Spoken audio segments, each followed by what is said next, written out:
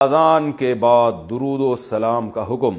ہمارے گاؤں میں اذان سے پہلے اور اذان کے بعد صلاۃ و السلام پڑھا جاتا ہے، کیا یہ صحیح ہے؟ اس بارے میں رہنمائی فرما دیں۔ خواجہ صاحب، گجرات، پاکستان سے۔ دیکھو بھائی، اللہ کے رسول صلی اللہ علیہ وسلم نے جو ہمیں اذان بتائی ہے وہ اللہ اکبر سے شروع ہوتی ہے اور لا الہ الا اللہ پہ ختم ہوتی ہے۔ اس سے پہلے بلند آواز سے اسپیکر پہ درود پڑھنا یا اس کے بعد بلند آواز سے اسپیکر پہ درود پڑھنا یا یعنی بلند آواز سے پڑھنا، چاہے وہ اسپیکر پہ ہو یا بغیر اسپیکر کے، یہ آپ صلی اللہ علیہ وسلم سے ثابت نہیں۔ صرف اتنا ثابت ہے کہ جب اذان ختم ہو تو نبی صلی اللہ علیہ وسلم کی ترغیب ہے کہ درود شریف پڑھو اور اس کے بعد یہ دعا پڑھو، اللہم رب هذه الدعوۃ التامہ والصلاۃ القائمہ آت محمدا الوسیلۃ والفضیلہ وبعثہ مقاما محمودا الذی وعدتہ انک لا تخلف المیعاد۔ بس اتنا پڑھا جائے گا۔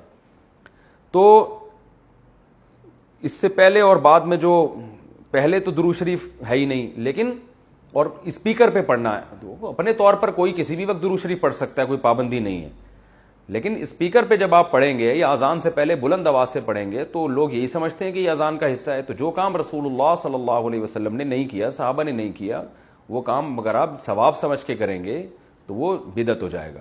لوگ کہتے ہیں اس میں حرج کیا ہے، درود شریف ہی پڑھ رہے ہیں نا اور کوئی غلط کام تھوڑی کر رہے ہیں۔ تو میں ان سے ایک سوال پوچھتا ہوں کہ اچھا ٹھیک ہے، جب اذان ختم ہوتی ہے لا الہ الا اللہ پہ تو آپ ساتھ میں محمد الرسول اللہ بھی لگا دیا کریں بلند آواز سے، یعنی مؤذن کو حکم دیں لا الہ الا اللہ محمد الرسول اللہ۔ ظاہر ہے جب مؤذن یہ الفاظ پڑھے گا تو اس سے پوچھیں گے نا بھائی اذان تو لا الہ الا اللہ پہ ختم ہو رہی ہے، تو تم نے محمد الرسول اللہ صلی اللہ علیہ وسلم، یہ محمد الرسول اللہ تم نے کیوں لگایا؟ تو وہ کہے گا بھائی اس میں حرج کیا ہے، میں غلط تو نہیں کہہ رہا، لا الہ الا اللہ کا مطلب کوئی اللہ کے سوا عبادت کے قائل نہیں، تو ہم اس کے بھی قائل ہیں کہ محمد صلی اللہ علیہ وسلم اللہ کے رسول ہے، تو میں نے کہہ دیا تو پابندی تو نہیں ہے نا شریعت میں محمد رسول اللہ پڑھنے پر۔ ہم کہیں گے واقعی محمد رسول اللہ پڑھنے پر پابندی نہیں ہے بلکہ ترغیب ہے، لیکن اس موقع پہ نہیں ہے، اس کے علاوہ کسی اور موقع پہ آپ پڑھیں۔ تو یاد رکھیں جیسے اذان جہاں ختم ہو رہی ہے لا الہ الا اللہ پہ، تو ختم کرنے میں جب ہم قرآن و سنت کو فالو کر رہے ہیں تو اذان جہاں سے شروع ہوتی ہے تو شروع کرنے میں فالو کیوں نہیں کرتے، اس میں اپنی طرف سے کیوں ہم نے درود شریف بڑھا دیا ہے؟ تو اس لیے یہ عمل غلط ہے، اس سے اجتناب کرنا چاہیے۔ محمد صاحبان سعودی عرب سے پوچھتے ہیں، میں جس علاقے میں رہتا ہوں یہاں مسجد تقریباً 2 کلومیٹر دور ہے اور اذان کی آواز بھی نہیں آتی، چنانچہ ہم موبائل پر ہی اذان سن کر اقامت کہہ کر نماز پڑھ لیتے ہیں، کیا اس طرح کرنا صحیح ہے یا ہمیں اذان اور اقامت دونوں کہنی چاہیے؟ نیز جو نمازیں پڑھی گئی ہیں وہ ادا ہو گئیں کہ نہیں؟ بھائی اس طرح کرنا بالکل بھی ٹھیک نہیں ہے۔